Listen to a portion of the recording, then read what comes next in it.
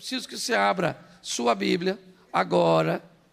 O pessoal não gosta muito, não. Falou negócio de para trabalhar.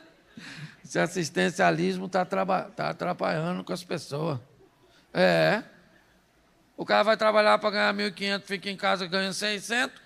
Estou quase ficando em casa. Bom, gente, eu não sei se você reparou, mas há uma tônica nesse culto que nos impulsiona a entendermos que precisamos estar preparados para as adversidades, ou para o momento oportuno para fazermos parte de algo grande. Você viu na palavra da campanha, certo? A motivação de estarmos fortalecidos para enfrentarmos a oposição, cuja qual nós não sabemos quanto tempo vai demorar. Eu sei que todos nós conhecemos a força do nosso Deus, o poder do nosso Deus. Mas eu não sei se você é capaz de reconhecer o poder e a força do inimigo de Deus, Satanás. A oposição de Satanás, ela é muito forte, ela é muito intensa. O diabo, vosso adversário, anda bramando como um leão, buscando a quem possa tragar. Se o diabo foi ousado o suficiente para se opor a Jesus na tentação, no deserto, olha bem, ele sabia quem Jesus era, mas como Jesus estava na fragilidade de um corpo humano, ele se aproveitou das necessidades humanas, achando que poderia tirar proveito disso. E ele tenta convencer Jesus de que Jesus não é quem Deus disse que ele era. Se tu és o Filho de Deus, se tu és o Filho de Deus. As tentativas de Satanás foram muito intensas para se opor, usando pessoas e situações. Imagine nós. Imagine. Então, inevitavelmente, nós precisamos estar firmes, fortes. Aquele que está de pé, tenha cuidado para não cair. Há uma preocupação muito intensa de Deus, porque Ele sabe o poder do inimigo, sabe a adversidade que o inimigo pode trazer. Eu vou usar 2 textos apenas. Esse é um culto de campanha, onde nós precisamos estar fortalecidos para vencermos, aptos a enfrentar os desafios cujos quais nós não sabemos de onde virão. Você vê Léa Mendonça cantar um dos hinos famosos, quem estava na guerra era eu, e o inimigo covardemente acertou um dos meus.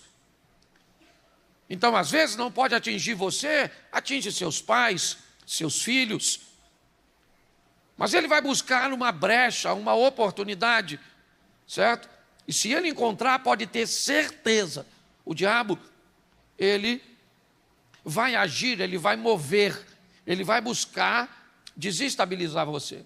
Nesses 2 textos, nós vamos ver pessoas que vão nos dar uma grande lição, mas principalmente nos alunos de Jesus.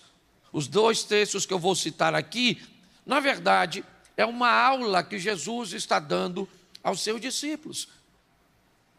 Apesar dos discípulos terem a presença do próprio Deus no Espírito Santo, depois de Atos 2, Jesus sabia que transitar, certo, de uma presença física, onde os discípulos poderiam ver, ouvir, tirar suas dúvidas e migrar agora por uma presença espiritual onde eles não podem ver, onde para se ouvir agora um modelo mudou.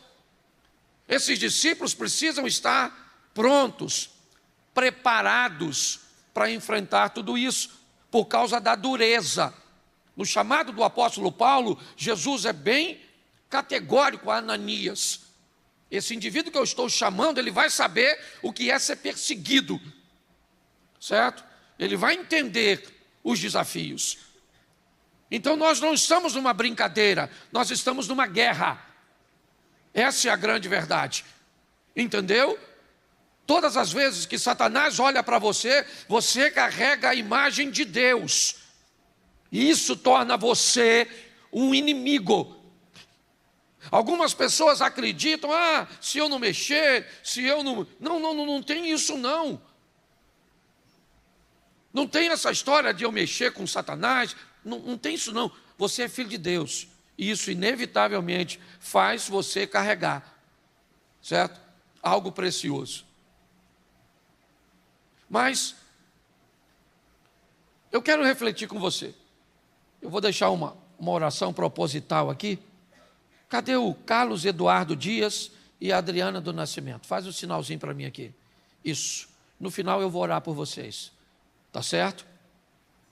Mas eu quero, até porque eu quero que vocês ouçam muito bem, porque se tem uma coisa que o Satanás trabalha, é contra o casamento.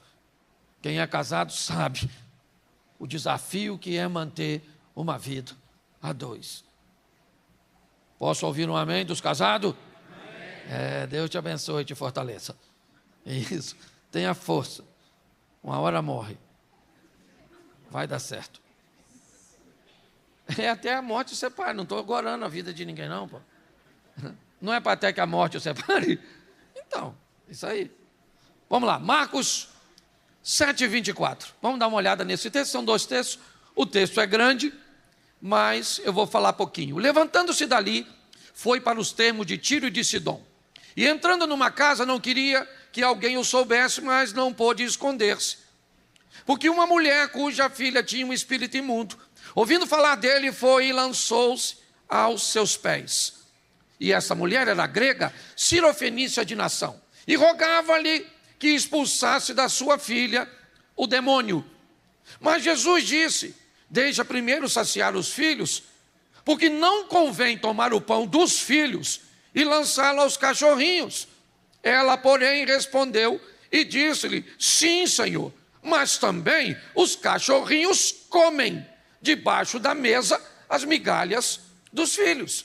Então ele disse-lhe: por esta palavra, vai, o demônio já saiu da sua filha. Verso 30, e indo ela para sua casa, achou a filha deitada sobre a cama e que o demônio já tinha... Feche os seus olhos. Senhor nosso Deus e Pai, em nome de Jesus, eis aqui a tua palavra, continua falando conosco, usa-me como um canal de bênção nesta hora, em nome de Jesus. Amém, glória a Deus. Amém. Essa história, ela é contada por outra ótica também, tá certo? Essa não é a única narrativa desse texto. Numa outra narrativa diz que essa mulher vem seguindo, certo que Jesus não faz questão de ouvi-la, ok? Até que os discípulos ficam incomodados e o intercedem. Mas há 2 lições muito importantes aqui para os alunos de Jesus. Primeiro, eles vão aprender que essa mulher não tem condições de fisicamente trazer seu problema para Jesus. Ela tem um problema grande e o problema dela vai ficar lá na casa dela. Não deu para trazer. Tá certo? E ela vai procurar Jesus. Ela tem um propósito. E o propósito dela é um dos maiores. Está na filha. Ela precisa encontrar uma solução para aquele problema. O problema está na filha. E ela precisa encontrar uma solução para o problema que está na filha. O problema está na filha. E ela precisa encontrar uma solução para sua filha. Preste atenção. O problema está numa posição, numa categoria que vai inferiorizar qualquer tipo de obstáculo. Ok? Se você quer descobrir como tornar a sua situação, o que você deseja, diante de Deus, sendo colocado por você mesmo, coloque os seus problemas graves na categoria de filhos. Ou seja, numa categoria onde todos os obstáculos são inferiores. Se tiver que levantar de madrugada, que pegar uma fila, que pegar, não interessa. Se tiver que se humilhar, não interessa. Você está entendendo? A categoria do problema, o outro também você vai ver. Mas o problema está na filha dela. E ela precisa encontrar uma solução. Então, o que é que ela vai fazer? Ela vai procurar aquele cujo qual as pessoas estão dizendo que pode solucionar o problema dela. Pronto, é isso. Se você tem um problema e acredita que um parente seu pode te ajudar, primeiro você vai lá. Se você acredita que um político pode te ajudar, você vai para a porta da casa dele e vai aguardar ele sair. Não interessa quanto tempo ele demore. Essa é a verdade. Porque primeiro você vai para onde você acredita. Só que essa mulher, ela tem um problema que o dinheiro não resolve. Ela tem um problema que remédio não resolve. Ela tem um problema que está difícil. E está onde? Está na filha dela. Talvez se tivesse no marido, ela largasse.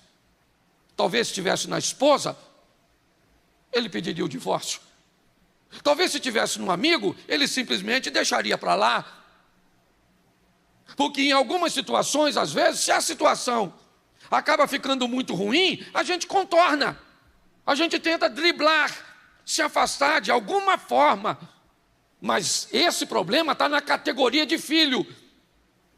E na categoria de filho, não deve ter sido fácil para ela deixar a menina em casa. Porque se ela está em casa, pelo menos a menina está debaixo dos seus olhos. Com quem ou quem ela ia confiar o cuidado de uma menina com demônios? Mas ela tem um problema. O problema está na filha. A filha é prioridade. Então eu vou procurar uma solução. Lá vai ela. Seja na primeira história ou na segunda, vamos ficar com essa que eu li. Jesus vem andando, entra numa casa e não quer atender ninguém. Ele não quer atender ninguém. O motivo não interessa. Qual é o motivo de Jesus não querer atender uma pessoa? Olha só. Ele que teve tempo para as crianças, parou para atender um mendigo, entrava na casa de um pecador. Se tinha uma coisa que Jesus estava pronto, era para servir pessoas. E nesse dia, o texto diz que ele não quer falar com ninguém, ele não quer atender ninguém. O que está acontecendo com Jesus? Jesus está cansado? Jesus está estressado? Não, Jesus tem uma lição para dar aos discípulos. Entra numa casa e provavelmente avisou seus discípulos: eu não atendo ninguém. Não quero que ninguém saiba que eu estou aqui. O contrário das outras vezes, gente. Você vai a Israel, a primeira coisa que um guia decente te fala é como reunir 5.000 pessoas, 10.000 pessoas na época de Jesus. Não tinha um radinho, não tinha um folheto, não tinha nada. Para avisar que Jesus estava chegando. As casas, as moradias, certo? Não, eram como hoje. Então qual era a forma de fazer isso? Era avisar as pessoas de maneira prévia. Havia uma equipe que ia à frente como batedores, levando a informação. Certo, Jesus tal dia está chegando aqui. Então as pessoas se preparavam, dava tempo de alguém falar com outros, para que a multidão... Porque a maioria das pessoas, elas imaginam assim: Jesus aparecia na praia e o Espírito Santo ia falando com todo mundo. Não romantiza o negócio, não. Entendeu? E agora Jesus diz o inverso. Entro nessa casa e não quero atender ninguém. Não quero que ninguém saiba que eu estou aqui. Pronto. É isso. Mas o texto diz que uma mulher, cuja qual tinha uma filha com espírito imundo, ouvindo falar de Jesus, ou seja, ela descobriu que ele estava expulsando demônios. Qual é o problema da filha dela? A menina está endemoniada? Então o que ele pensou? Ou o que ela pensou, perdão. Certo? Ele pode resolver o meu? Então eu vou falar com quem? Com ele. Então no texto em que lemos, mesmo com bloqueio, certo? Mesmo com a tentativa de se esconder, a mulher não só descobriu onde Jesus estava, ela conseguiu entrar. Ela furou o bloqueio. Porque tem gente especialista, quando quer. Esse dia, eu fui num culto, e sentou um cara do meu lado, pensa num cara bom de conversa. Um cara maneiro, Canídio. Bateu um papo comigo, conversando com todo mundo, comendo, bebendo. Pô, eu falei, cara, é legal. Acabou o culto, sentou numa das primeiras. Acabou o lanche, fomos para o culto, sentou numa das primeiras cadeiras. E eu pregando, de vez em quando olhava para ele. Então, acabou o culto, fui para a sala, de novo. Lá na sala, conversando, eu fui e falei para os caras que estavam me recebendo. Pô, cadê o irmão que estava aí? Aí o pastor falou assim, ele não estava contigo, não? Eu falei, não, rapaz, aquele cara aqui, rapaz, aqui. Ele falou, não, a gente não sabe quem ele é, não. Ele só entrou porque nós achamos que estava contigo. Eu falei, mas eu achei que ele era daqui. E cadê ele? Sumiu? Como é que o infeliz conseguiu sentar na mesa com os pastores? Eu sei porque ele conseguiu, sabe por quê? Porque ele queria. Então, ele foi dissimulado, certo? Foi e conseguiu entrar lá. Porque, preste atenção, o importante não é o que você quer, é quanto. Pastor, eu quero muito. Isso é muito bom, mas cuidado, porque quando você quer muito, Satanás pode te convencer a quebrar princípios para alcançar o muito. Você tem que ter cuidado, certo? Essa mulher, ela ela furou o bloqueio. Não entra, e está aí, ó. Olha lá o Pedro lá, ó. A turma dele está aí, o segurança. O discípulozinho aí, ó. Não vai atender. Minha garotinha está lá, lascada. O demônio vai sair dela, vai ter que sair. Ah, mas não pode entrar, não pode entrar não. Tá bom, não pode entrar não. E tá aí não, tá não. Quando viu, ela já estava lá. Eu imagino o discípulo, pensa. Ah, dona, não pode. Ah. Jesus falou, não, calma aí. Não fez a segurança direito. Agora deixa a dona. O discípulo tem que estar ouvindo, sim ou não? Sim ou não? Aí a mulher falou, Senhor, estou com a garotinha lá na minha casa. Tá? Demoniadinha. Jesus falou, pois é, dona, explica uma coisa, senhora. Eu não vim para os gregos, eu vim para os judeus. Eu não posso pegar o pão dos filhos e dar para os cachorros. Não me é lícito pegar o pão dos filhos e dar para os cachorros. Pensa. Se fosse você,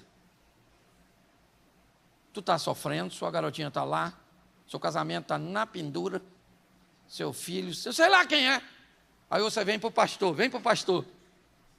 Pastor, só pode orar por mim? Ele falou, não pode orar não, você é membro daqui? Ah, não é membro daqui não? Então não vou orar por você não, irmão. Vai se converter, meu infeliz. Com esse tipo de vida? Cachorro. Pensa, como é que você fala? O que você vai falar? Cachorro é você, pastor. Pastorzinho dos infernos. Também que se dane, minha garotinha que fica endemoniada. Quero saber de nada não. Pensa. Eu conheço gente que ia embora da igreja por muito menos. Aliás, se o Eliezer fizer isso, vão falar comigo. Se eu fizer isso, alguém vai falar com você. Agora eu quero ver com quem essa mulher vai falar, porque quem chamou ela de cadela foi Jesus. E pior, ele é Deus. Senhor, olha o filho que o Senhor criou, que botou na terra. Chamando eu de cachorro. Pare e pense. Era motivo para a mulher ir embora, sim ou não? Sim ou não? Mas tinha um motivo maior que fazia ela ficar. Qual era? A filha. Entendeu? A menina era. A ligação que ela tinha com o propósito era maior do que toda a adversidade. Hoje tem gente que quebrou a campanha por causa do Flamengo. Vou dar sentença? Eu não. Cada um que fique com a sua. Mas você não acha que eu, como pastor, tenho vontade de falar? Senhor, não dá benção não, não dá benção não, não dá benção não. Eu estou brincando. Você está entendendo? Mas é só para você entender. Propósito. O propósito dela era maior. Então, quando Jesus diz, não vou atender você, que você é uma cachorra, eu não vim para os gregos, eu vim para os judeus, e pronto, se fosse a maioria de nós, já tinha virado as costas e saído. Nervoso. E os discípulos olhando, eu fico imaginando o Judas olhando isso. Isso aí. Ó. O Tomé, pensa, discípulo ruim. Porque a patota de Jesus, pensa nos caras. Vamos lá. O Pedro era aquilo que você sabe. Quando o Pedro corta a orelha do soldado, ele vai morrer. Tentou contar a vida de um oficial. Jesus é que foi lá, pegou a orelha e falou, senhor, chega aí. Está ouvindo, filho? Vai embora, Pedro. Guarda. E ele não cortou a orelha de propósito, não. Pedro não era zorro. Ele errou, ele queria matar o cara. Ou será que ele foi lá na orelha? Pô, botou uma máscarazinha? Sai fora. Vai causar problema, sim ou não? O Tiago e João, Jesus chamava de filho de trovão, por causa das encrencas. Um dia pediu, Senhor, deixa para eu sentar de um lado, e ele senta do lado, quando o Senhor entrar no seu reino. Pedro que chegou e falou, e eu sento onde, maluco? Para pensar. O André era aquilo que você já sabe. Felipe, o brincalhão. O Judas, aquela coisa. O Tomé, o Natanael, o exigente. Só tinha gente ruim.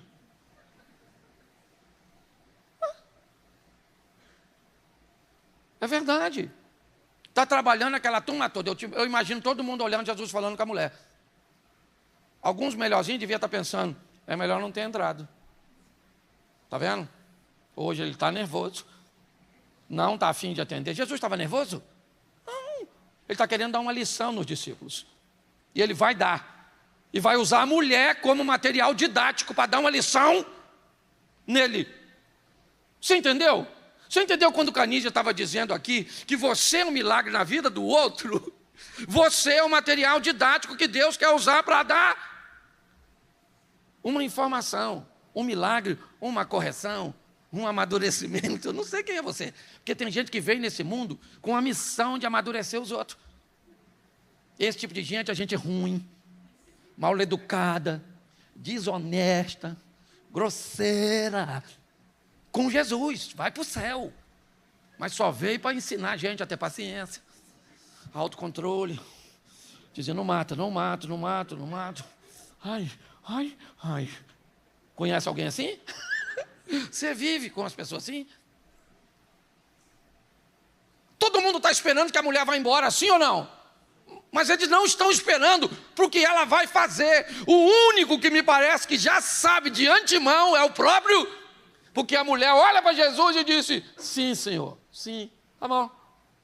Cadela, cachorra, au, isso. É isso aí, tá bom.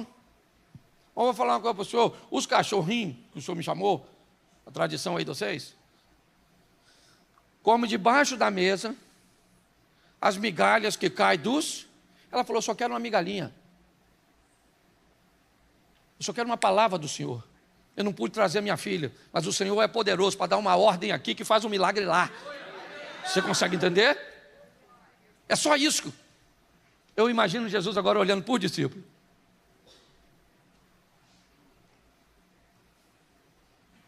Olha aí.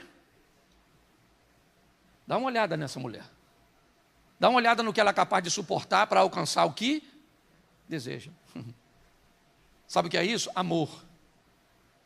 E quando o amor é amor de verdade, não tem si, não tem mais. Aí eu amo você, mas só se você fizer isso, isso, isso e isso. Se você não fizer, eu não te amo. Eu te amo, porém, certo? Porém, para eu te amar, você tem que fazer o que eu quero.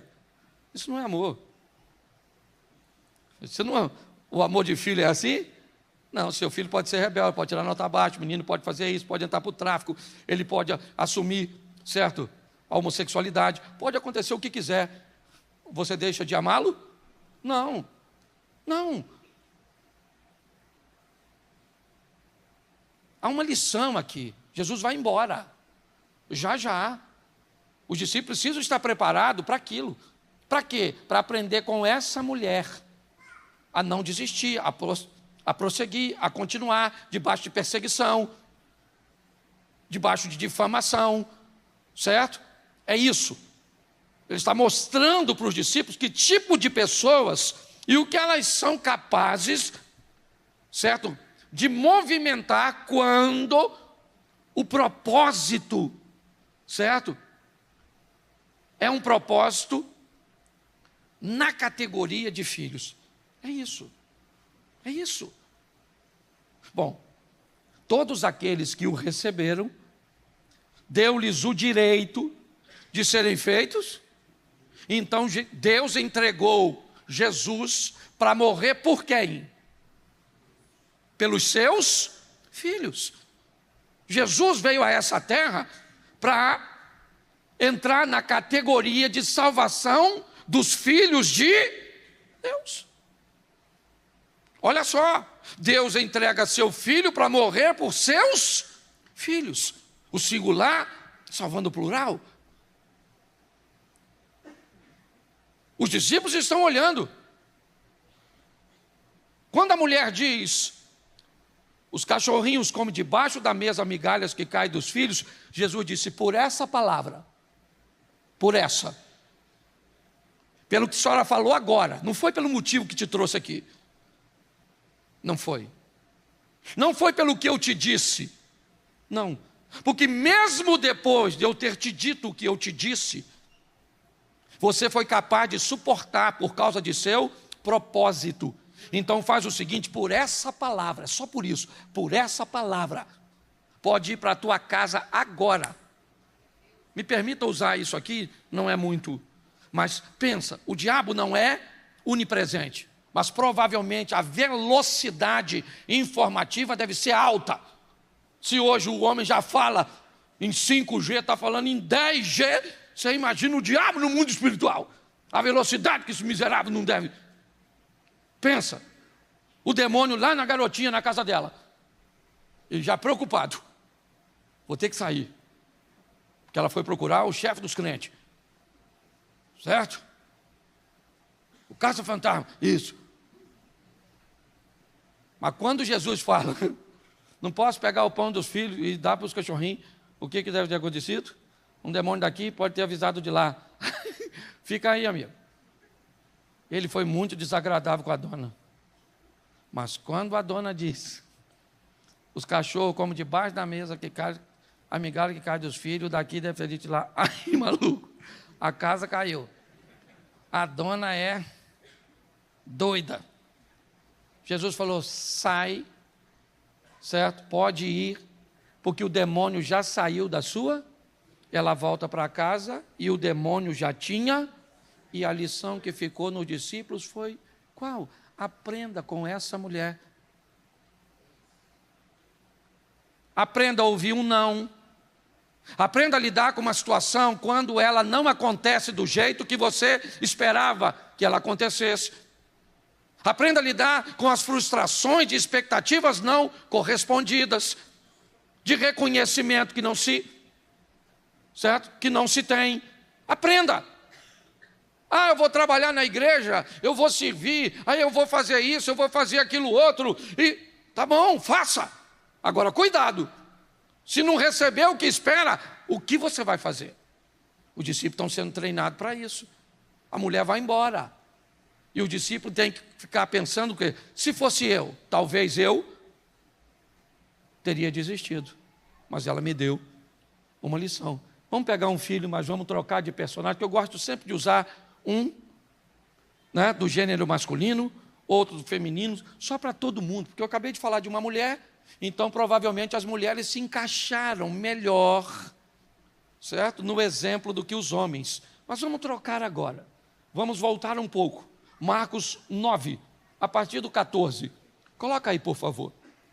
Marcos 9. Isso. E quando se aproximou dos discípulos, viu ao redor deles grande multidão e alguns escribas que disputavam com eles. E logo toda a multidão, vendo, ficou espantada e correndo para ele o saudaram. E perguntou aos escribas: o que é que discuti com eles? E um da multidão, respondendo, disse: mestre, trouxe-te meu filho. Bom, vamos lá. A mulher levou a filha, sim ou não? A mulher levou a filha, sim ou não? Isso. Não levou. O homem levou o filho, sim ou não? Então os discípulos vão aprender a lidar com situações diferentes. Com Deus que faz quando se está presente, com Deus que pode fazer lá longe. Você está entendendo? O Deus que servimos opera aqui na igreja, mas opera na casa, no hospital, onde as pessoas estão nos assistindo. Os discípulos vão aprender isso. A mulher não podia trazer a filha, então a filha ficou em casa. O homem podia trazer, então está aí, mestre, eu trouxe o meu filho. O texto anterior diz: e a mulher tinha uma filha. Qual é a categoria do problema do homem? Ele está lá para resolver um problema com seu filho. Então acabou, meu irmão. Se você está com teu filhinho aí do seu lado, você sabe o que eu estou falando. Ele não sabe ainda, porque ele não é pai. Eu só fui descobrir quando meu filho nasceu. E aí eu descobri, meu mais velho tem 32 anos, certo? Mas para mim, eu descobri que depois que um filho nasce, você nunca mais dorme do mesmo jeito. Pode morar na sua casa ou pode morar em outro continente. A verdade é essa. É o meu menino, pastor, meu menino está doente. Às vezes a velhinha tem 70 e poucos anos. Ô dona, que menino da senhora? Meu menino. Quantos anos tem seu menino? 53. É assim. Agora vai na categoria, trouxe-te o meu filho que tem um espírito mudo. Vamos lá. E este, onde quer que o apanha, despedaça-o. Ele espuma, arranja os dentes e vai definhando. E eu disse aos seus discípulos que o expulsassem, e não puderam. Verso seguinte: e ele respondendo-lhes, disse: ó geração incrédula, até quando estarei convosco? Até quando vos sofrerei ainda? Trazei-mo. E trouxeram. E quando ele o viu, logo o espírito o agitou com violência. E caindo, o endemoniado por terra revolvia-se, escumando. E perguntou ao pai dele, olha que pergunta: quanto tempo há que lhe sucede isso? E ele disse o quê? Desde a infância. E muitas vezes o tem lançado no fogo e na água para o destruir. Mas, se tu podes fazer alguma coisa, se tu podes fazer alguma coisa, grave isso, mas, se tu podes fazer alguma coisa, tem compaixão de nós e ajuda-nos. Verso 23. Jesus não gostou muito do que ele disse. Você sabe por que ele disse? Mas, se o Senhor pode fazer alguma coisa? Há quanto tempo o menino fica endemoniado? Desde a... Há quanto tempo esse cara está tentando resolver isso? Há muito tempo, sim ou não? Ele já tentou outras vezes? Deu certo? Então ele está cansado. Eu já falei e vou repetir aqui. Pior que um problema pode ser o tempo de duração dele. Quando alguém for te contar que está sofrendo dor por uma situação, pare de achar que o problema é pequeno. Pergunte há quanto tempo o problema acontece e você vai descobrir que a pessoa já está convivendo com isso 5 anos, 10 anos, 15 anos. Então ela tem todo o direito de estar exausta, cansada. Nesse texto, o cara diz, mas se o Senhor pode fazer alguma coisa, o que ele está dizendo? Não é incredulidade. Se fosse incredulidade, ele não estava ali. Ele está ali, está certo? Mas ele carrega uma história. Então ele vai devagar. Por quê? Porque ele já se frustrou tantas vezes, Abner, que ele está não duvidando de Jesus, mas se preparando para enfrentar aquilo. Se não der certo? E se o demônio não sair? Sabe o que aconteceu? Eu expus meu filho a um ridículo em público. Lembra o texto? Uma multidão estava lá. Viu um menino se contorcendo, escumando, todo torto, fazendo barulhos estranhos, parecendo um bicho. Quem era? Um garoto. Mas para uma pessoa, aquele garoto era o seu filho. Então observe bem. Mas Jesus precisa. Os discípulos estão ali. Eles estão ali. E o camarada já desmoralizou os discípulos. Ele disse, eu primeiro trouxe meu filho para os seus discípulos expulsarem. Mas eles não conseguiram. Mais uma vez. Não deu certo. Mas aí ele disse, aí eu trouxe para o senhor. Na verdade, quando eu vim aqui, eu vim atrás do senhor. Mas o senhor não estava, o senhor estava orando. Seus discípulos estavam aqui. Eu apresentei meu problema para os seus discípulos. Seus discípulos oraram, sabe o que aconteceu? Nada. Mas se tu podes, olha só, mas se tu podes, porque eu não sei onde você buscou solução que não deu certo. Você só tem que ter o cuidado para não trazer a sua frustração para Jesus. Porque senão você começa a achar que Jesus é igual ao outro. Entendeu? É assim que funciona. Então Jesus primeiro levanta a bola dele. Olha para o discípulo e diz, ô geração incrédula, até quando ainda vos sofrereis? Até quando eu ainda vou ficar com vocês? Traz o menino para mim, cara. Traz o garoto para mim. Aí o pai traz o menino.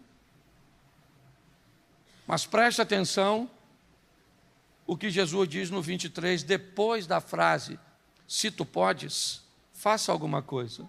O que Jesus disse? A mesma frase. Bota a frase anterior. Vou terminar no horário certinho. Ó.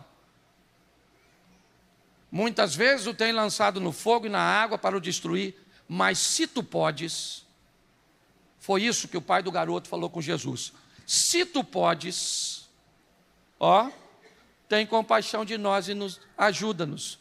Verso 23, Jesus disse, vou devolver na mesma moeda. Se tu podes.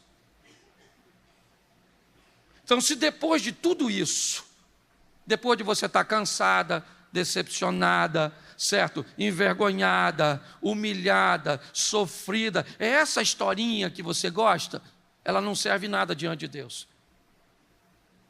o que ele diz para esse cara? Depois de tudo isso, se você puder crer, tudo é possível ao que crê. Note que a conversa foi para outro nível.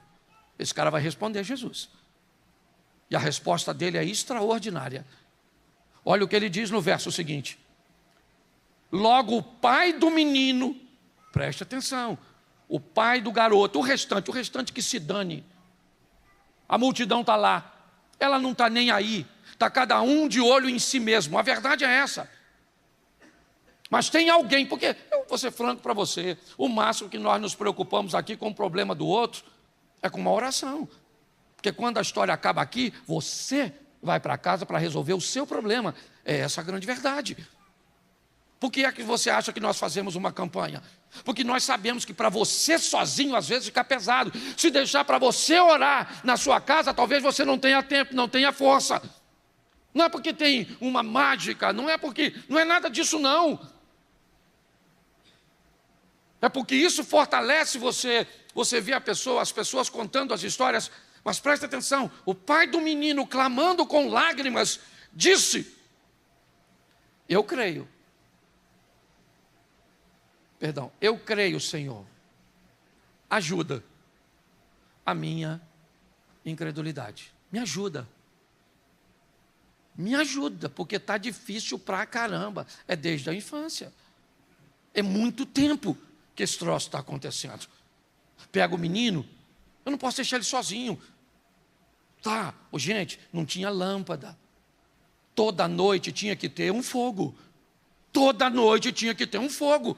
O pai diz, ele lança o meu filho no fogo. Se estou perto d'água, eu tenho que estar perto dele, porque a proposta é matar o meu filho. E meu filho não vai morrer, não interessa. Ele é meu filho, está na categoria de filho e eu vou lutar por ele. Tentei, não deu certo, trouxe para teus filhos, teus discípulos, não deu certo e agora está ficando pior, porque eu trouxe para o Senhor e o Senhor está engrossando o negócio. E os discípulos estão tudo olhando, porque os discípulos estão com uma coisa na cabeça. Esse demônio é poderoso, porque nós tentamos expulsar tudo junto. E não deu certo, vai dar ruim para Jesus. Os discípulos estão lá. Eles não entenderam por que eles não conseguiram. Eles estão debaixo de uma situação totalmente diferente da anterior. Certo? Então, é outro ensinamento. Pela primeira vez, eles tentam expulsar o demônio sem sucesso. E o que Jesus está querendo mostrar não é um modelo único. Você vai enfrentar situações diferentes. Então a conversa, olha só, o menino diz, se tu podes. Jesus diz, se tu pode, você. E aí o pai chora. Lógico, ele vai pegar o que sobrou. Porque às vezes é assim, meu irmão, o navio se destroça, é muito bonitinho. Você olhar para o navio de Jonas, onde ele está, e o navio só jogou o Jonas fora e a tempestade passou. É bonitinho. É muito bonitinho você olhar, Marcos, capítulo 4, a partir do 35, onde a tempestade vem e Jesus diz, cala-te, aquieta-te. E o vento se aquietou e houve grande bonança. É muito legal você ler Mateus 14, a partir do 22, e encontrar Jesus entrando no barco, segurando na mão de Pedro, e o vento e o mar ficam tranquilos. Mas quando você abre Atos dos Apóstolos, você vai ver um navio todo despedaçado, onde para as pessoas sobreviverem, sabe o que elas fizeram? Se agarraram nos destroços, porque às vezes só sobra um pedaço de alguma coisa para você se segurar. É duro, mas é assim, porque nós estamos numa guerra, seja para criar nossos filhos, para manter nosso casamento, para estabelecer nossos negócios, para estabelecer uma formação que num país como o nosso pode não nos levar a lugar nenhum. Lutamos contra um sistema. Essa é a grande verdade. Olha para aí. E sabe o que ele diz? Ele chama o que ele tem de incredulidade. Ele não vai esconder mais. É pouco, mas é incredulidade. Então ele diz, o Senhor me ajuda. Porque eu estou agarrado num pedacinho, eu creio. Mas me ajuda. Na minha incredulidade. É assim. Entendeu? É isso que ele faz. Quando você está diante de um ambiente de impotência, é isso. Eu creio, mas não creio. Eu voltei hoje de manhã de Florianópolis. Toda vez que eu entro no avião, eu creio que ele não vai cair. Mas eu falo com Deus, me ajuda na minha incredulidade, porque alguma coisa em mim diz, vai cair, vai cair, vai cair. Vai cair, vai cair. Quer ver que vai cair? Quer ver? Sacudiu, vai cair agora que cai. Eu fico o tempo inteiro. Eu não sei o que você tem medo, certo? Tanto a mulher quanto o homem, ela tinha medo daquela criança morrer. Então, verso 25, para a gente terminar. E Jesus, vendo que a multidão concorria, lógico. E quem foi que criou essa concorrência? Os discípulos, quando não expulsaram. Então, agora o pessoal já está. O demônio sai ou não sai? Será que sai? Sai nada. 12 caras orando, não saiu. E agora ele vai sair só com um só? Não, mas esse aí é o chefe. Mas o demônio teimoso não sai. A multidão concorria. Repreendeu o espírito imundo, dizendo o quê? Espírito mudo e surdo, eu te ordeno, sai dele e não entre. Isso. Aqui depende de qual igreja Jesus estava liderando naquele momento. Fosse uma igreja batista, demônio, espírito imundo, por gentileza, sai agora. Se fosse um assembleano, aí, uau, espírito, sai agora. Aí varia, não vou brincar com isso não, porque depois o pessoal grava, dá uma confusão desgramada, atrapalha a minha mensagem. Espírito mudo e eu te ordeno, sai, escute só, sai dele e não entre mais nele. O que indica que aqui esse menino já teve uma libertação temporária. Esse menino já deve ter andado durante um tempo legal e o espírito voltou, porque Jesus fez questão de frisar. Sai dele e não... Só que essa frase de Jesus gerou problema, porque olha o que acontece no 26. E ele clamando e agitando-se com violência, o demônio, aconteceu o quê? Mas o menino ficou, o menino como? De tal maneira que muitos diziam, pensa o pai olhando. E os outros falando o quê? Morreu.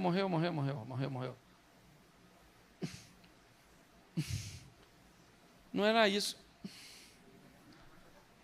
Agora não entra mais nele mesmo, não, que demônio não entra. Não. Agora que eu entendi esse negócio de não entra mais nele. O meu garoto. E o discípulo deve estar olhando. Morreu mesmo. O que você acha, Tomé? Está mortinho, quer ver? Igual a menina lá da filha do Jairo. Você está rindo, mas é sério. É pauleira. É pedrada, porque tem gente aqui que enfrenta troço desse tipo. Só está vivo pela misericórdia de Deus. Só está na igreja porque Deus é pai e você é filho. Porque senão você já tinha desviado, ó. É aqui, ó. Tem gente que tem 200 mil motivos para não estar aqui. Eu conheço gente que por muito menos do que você enfrenta, se afastou do Senhor. Você não se afastou porque você é valente, está lutando com o que tem. Certo? Agora, olha, vamos lá. Verso 27. Mas Jesus, tomando pela mão, o ergueu, e ele fez o quê? Verso 28.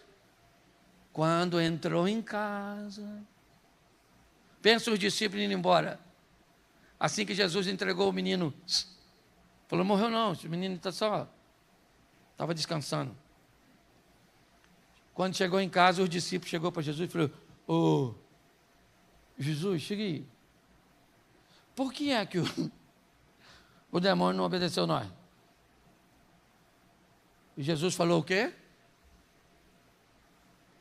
Essa casta não pode sair com coisa alguma, a não ser com...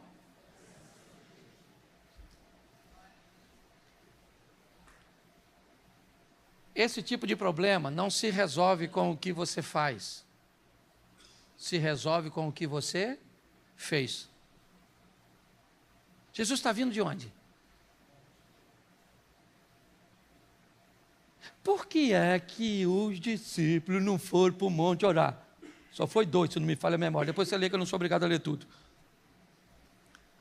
Os Zé Ruela acharam que já estava... Vamos ficar por aqui mesmo, parece uns demônios, nós expulsa, porque nós é expulsador de demônio, Ghostbuster, certo? Vamos embora. Eu gosto disso. Sai, demônio. Não vou sair não, esse maluco está pensando que é. Quando chegou o chefe dos crentes, o demônio deve ter falado, agora deu ruim. O cara estava no monte orando, falando com Deus, ele é mesmo Deus. Nem sei como é que o demônio teologicamente entende isso.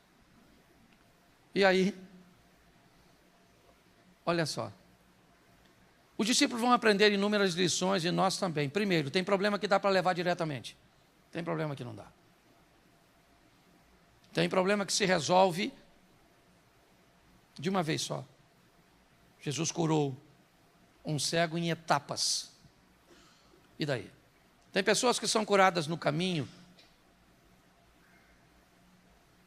O que Jesus está ensinando aos discípulos é que não dá para pregar um modelo, entrar nessa caixa e achar que Deus vai fazer tudo da mesma forma. Mas o que esses 2 exemplos nos mostram é que quando alguém coloca um problema na categoria de filho, não interessa o que vai acontecer. Você vai receber de Deus uma resposta, ainda que ela seja negativa. Samuel era um homem de Deus. 1 Samuel capítulo 16, verso 1. Disse o Senhor a Samuel: até quando terás dó de Saul, tendo eu o rejeitado para que não reine sobre Israel? Cale a boca, eu não quero mais Samuel como monarca. Acabou. Não quero Saul como monarca. Deus respondeu: Samuel, sim ou não? Sim ou não? Deu a ele a resposta que ele queria? Pronto, mas respondeu. O problema é que às vezes disseram a você que você é Deus e que você vai vir para a igreja e Deus vai fazer exatamente o que você quer. Peça a Deus para trazer a solução, ainda que ela seja apenas uma resposta de satisfação. Por que não vou fazer? Jeremias, não vai. Pai, se possível, aparta de mim o que Deus falou para Jesus? Não vou apartar. Ele disse, então se o senhor não vai apartar, importa que eu beba, pronto, está tudo certo. Mas a resposta veio. É assim que funciona. Firmes, fortes, sempre. Eu vou mostrar a você algumas pessoas que foram à casa dele, em busca dele, e o que aconteceu em cada visita. Vou ter que ser rapidinho aqui, mas eu preciso te mostrar, porque em cada visita, em cada procura que Davi se viu inserido, a vida dele sofreu coisas positivas e negativas. Primeiro livro do profeta Samuel, me ajude aí, capítulo 16, verso 11. 1 Samuel 16, 11. Então perguntou a Jessé: esses são todos os filhos que você tem? Jessé respondeu: ainda tenho caçula, mas ele está cuidando das ovelhas. Samuel disse: traga-o aqui, não nos assentaremos para comer enquanto ele não chegar. Preste atenção. Samuel estava nas montanhas de Ramá, e Deus vai até lá e diz: enche o teu vaso de azeite, desce, vai a Belém. à casa de Jessé, porque eu vou me encontrar um filho de Jessé, e da casa de Jessé eu vou levantar o novo rei de Israel. A primeira visita que Davi recebe é a visita do profeta Samuel. O que Davi descobre com essa visita? Ele descobre que de filho caçula e de um mero menino, tangedor de um pequeno rebanho, ele será o futuro monarca de Israel. Aquele que procura Davi, que vai visitá-lo, o profeta Samuel, tem essa notícia maravilhosa para ele. Davi, ele vai ser ungido pelo profeta para ser rei, tá bom? Samuel se levanta e vai embora para as montanhas de Ramá, depois de ungir a Davi, e Deus disse: deixa ele comigo. A primeira visita, boa, está tudo certo. Davi mata o gigante, é verdade. Quando nós olhamos, capítulo 19, verso 11, a segunda visita chega na casa dele. Saul enviou alguns homens à casa de Davi para vingá-lo e matá-lo de manhã, mas Mical, a mulher de Davi, o alertou: você deve fugir esta noite para salvar a sua vida, amanhã estará morto. Bom, chegou agora os representantes, ou chegaram à casa de Davi para procurá-lo. Não são profetas, não trazem boas notícias, porque a vida de Davi é igualzinha à nossa. Levantamos um dia e uma mensagem positiva chega, uma coisa agradável acontece, mas levantamos um dia e o que nos espera ao acordarmos são notícias ruins, são perseguições, são situações que buscam tirar a nossa paz, tirar a nossa vida, acabar com o nosso casamento. A história de Davi não é diferente da nossa, não, irmãos. Ela aparelha cada vez mais próximo da nossa realidade. Ele tem a promessa de ser rei, mas nem concluiu. E o rei manda representantes visitá-lo para capturar e matá-lo, salvo por sua mulher, Mical. Ele desce por uma janela como os espias da casa de Raabe, porque Mical diz que ele está doente, coloca um ídolo na cama e o envolve e engana os mensageiros de seus pais, ou de seu pai, que queria matá-lo. A terceira visita, 2 Samuel capítulo 12, verso 1, ou melhor, verso 4, para a gente adiantar. Põe o 4, por favor. Certo dia, um viajante chegou à casa do rico. O rico é Davi. E este não quis pegar uma das suas próprias ovelhas ou de seus bois para preparar-lhe uma refeição. Em vez disso, preparou para o visitante a cordeira que pertencia ao pobre. O terceiro visitante chegou. O primeiro vem com a mensagem: você vai ser rei. O segundo vem com a mensagem: eu vou tirar a sua vida. O terceiro é o visitante, é o viajante. Ele vem visitar Davi, como o texto diz. E o que ele quer? Ele quer fazer Davi pecar. Ele quer envergonhar o nome de Deus, do povo de Deus, o nome de Davi. Ele quer trazer caos, ele quer trazer problemas. Note que volta e meia, algo diferente está chegando na minha e na sua vida. Algumas coisas são boas, outras coisas parece que têm o propósito de matar, talvez não fisicamente tirar a vida, mas tirar a paz. A vida no sentido figurado.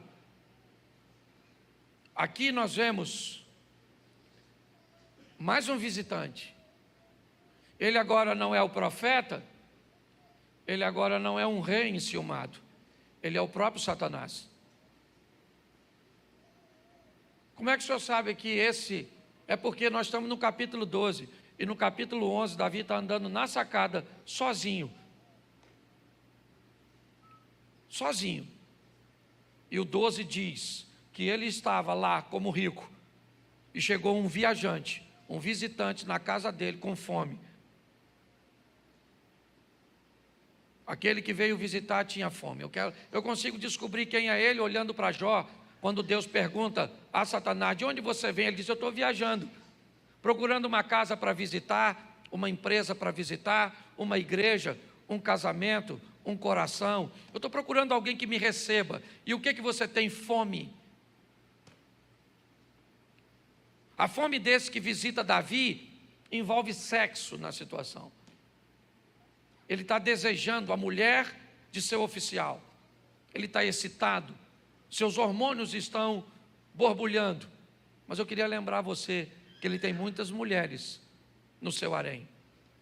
E basta ele matar esse desejo com uma de suas esposas que está resolvido. Mas o texto diz que quem está com fome não é Davi, é o visitante. E esse visitante, ele não pode se alimentar de Davi se servindo de suas esposas, porque senão não é pecado. Então ele tem que infringir. Tudo bem? Vamos para o quarto visitante? Coloca aí. Capítulo 12, agora sim o verso 1. 2 Samuel 12, 1. E o Senhor enviou a Davi o profeta Natã. Isso. 4 visitas. O profeta Samuel, que diz que ele é rei. O rei Saul, que quer matá-lo. O próprio mal na figura de Satanás e nos desejos, nos impulsos, querendo envergonhá-lo, fazê-lo pecar. E diga-se de passagem, também matá-lo fisicamente, porque só para lembrar você, quando Davi comete isso, era mais ou menos a lei do olho por olho, dente. Se ele matou Urias, o que tem que acontecer com ele? Também morrer. Mas o profeta Natã é o quarto visitante, o último que Davi recebe. E ele vem com uma proposta. E que proposta é essa, pastor? A proposta de conduzir Davi ao arrependimento, à conversão, à transformação. E graças a Deus, isso acontece. Algumas pessoas não entendem por que Davi é um homem com tantos erros e é considerado um homem, né? Ou Deus permitiu que fosse dito que ele era um homem segundo o seu, mas é bom lembrar você que você nunca vai ver Davi repetindo o pecado. Não há reincidência nesse moço. Por que é tão difícil mudar? Porque muitas vezes estabelecer um novo padrão de ações, de pensamentos, é tão difícil. A maioria de nós sabemos o que é certo, mas temos grandes dificuldades de fazer o que é certo. Às vezes não simplesmente no que diz respeito ao pecado, mas o que diz respeito a decisões assertivas, que podem levar a nossa situação econômica para uma nova esfera ou para um outro nível, que possa levar o nosso relacionamento com Deus numa outra esfera, no que diz respeito ao relacionamento espiritual, que possa levar o nosso casamento, né, ou a criação de nossos filhos, ou o estabelecimento de nossa credibilidade. Todos nós gostaríamos de mudar, e por que queremos tanto algo que muitas vezes não conseguimos? Talvez porque temos um pouco de dificuldade de entender que o nosso cérebro, programado para gastar sempre menos energia, sempre poupar, né, muito mais para que o corpo se mantenha firme, ele procure repetir comportamentos ele procure sempre o conforto de fazer coisas cujas quais se precisa gastar menos energia. Daí, todas as vezes que desejamos mudar, inevitavelmente, vamos ter que sair do conforto de repetir comportamentos para o conflito de mudar de decisões. Algumas pessoas até conseguem êxito num curto prazo de tempo. Começa a ler a Bíblia e consegue ler alguns capítulos ou alguns livros, mas é só depois, só passar um tempinho e já não consegue ler mais. Elas se matriculam numa academia e no começo elas conseguem desenvolver, certo? Mas depois elas param, elas começam a estudar, elas começam a praticar decisões mais assertivas no que diz respeito aos seus relacionamentos, mas não conseguem ir muito longe. Isso, se não tivermos a habilidade para avaliar, nós vamos dizer que essa pessoa é uma pessoa sem disciplina, vamos chamar talvez até de procrastinação, aquilo que não é, e uma série de outras coisas. Eu tenho aprendido que pessoas normalmente mudam em 4 ambientes, são os mais fortes de mudança. O primeiro ambiente onde as pessoas costumam mudar é o ambiente da dor. O ambiente onde as pessoas se machucam. Quando pessoas se machucam muito numa situação, essas feridas, essa dor, essas lembranças, buscam fazer com que pessoas mudem. Nem sempre essas mudanças são positivas. Às vezes o trauma pode transformar uma pessoa de bem, uma pessoa boa, em alguém com mau comportamento. Mas é um ambiente de mudança, um ambiente de dor. Algumas pessoas, ou outro ambiente que é muito comum das pessoas mudarem também, são os ambientes de inspiração. Aquele ambiente onde você vai e alguém conta uma história, que venceu um câncer, que conseguiu ultrapassar uma dificuldade, que conseguiu que uma porta fosse aberta depois da falência financeira. E nesse ambiente de inspiração, pessoas então inspiradas pelo exemplo do outro, também mudam. Isso é muito comum, através dos testemunhos.